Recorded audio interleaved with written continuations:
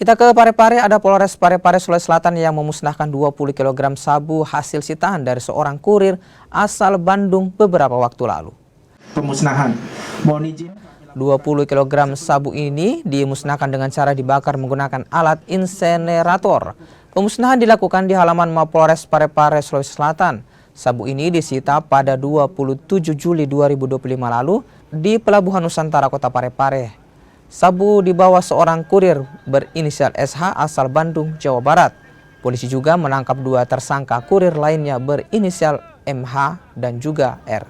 Inisial MHR dan inisial R, yang mana kedua tersangka ini kami amankan pada saat sedang berada di salah satu gedung di kota Surabaya, Jawa Timur.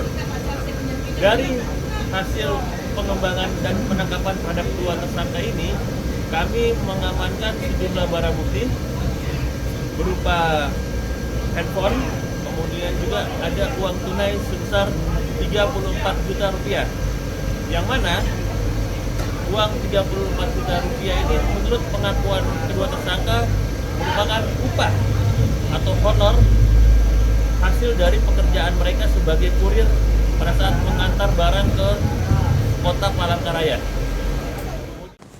Kami hadirkan